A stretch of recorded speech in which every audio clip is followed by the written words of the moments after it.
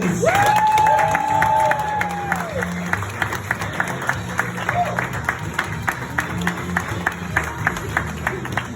Thank you.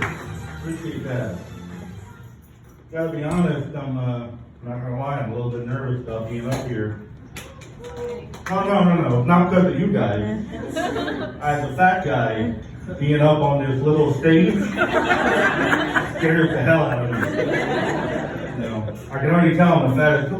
I say fat. Is that still appropriate? I want to make sure, maybe it's abdominal enlarged. I want to make sure it's okay for those people, the woke people. Yeah, so whenever I see something small like this, I get a little bit nervous. And being a fat guy, we get nervous about a lot of different things, right? For example, party rental chairs. Okay? Not like these black ones, these nice ones like they have here. I'm talking about the ones at like the weddings, where there's the white frisbee for the back, and a white frisbee on the bottom, and it's held by two plastic chopsticks. My wife and I went to a wedding last summer. I walked out, an outdoor wedding, and that's the first thing I see. So immediately I just start sweating, right? Something bad's gonna happen. So we walk and get our seats, and I do that slow roll, where you kind of slowly disperse the weight, like it's gonna make a difference, right? And I sat down and nothing happened. All right, good deal. And we were sitting there about 5 minutes into the wedding, and I start to see my knees getting closer to my I'm like, what the hell's going on? So I look down, and the feet in the chair were sinking into the ground. So I looked at my wife and I showed her, and I'm like, what the hell am I gonna do? I don't know what to do. Something bad's gonna happen. And all I can think of is, I hope these fucking people aren't Catholic. Another thing fat people have to deal with, right? Getting a suntan.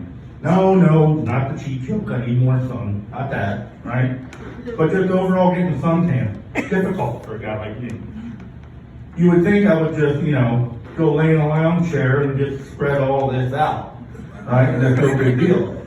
And you're correct. The problem is I can get into the lounge chair, no problems, right? Getting out of the lounge chair, I'll pull about 15 muscles just trying to get up. So what I have to do is sit in like just a regular back chair. Seems fair enough. The problem is gravity starts to take place, right? So I sit in the chair, while my gigantic stomach is now resting on my lap, and then my man titties are now resting on my stomach. So what happens is I sit there for a while, and I get tan, and then I stand up. And I have tan lines under my stomach and under each man tit. It looks like my stomach is smiling all fucking day.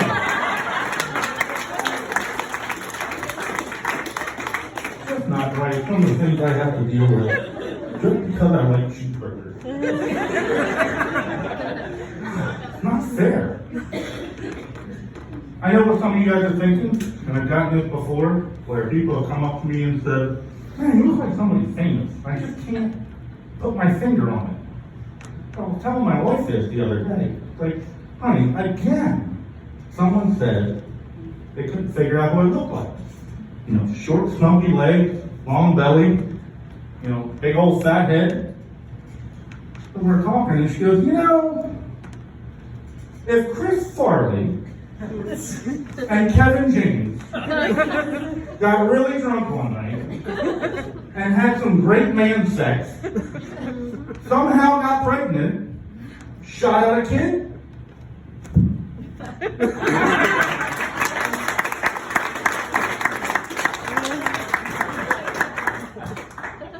So I sat there thinking, is that a compliment?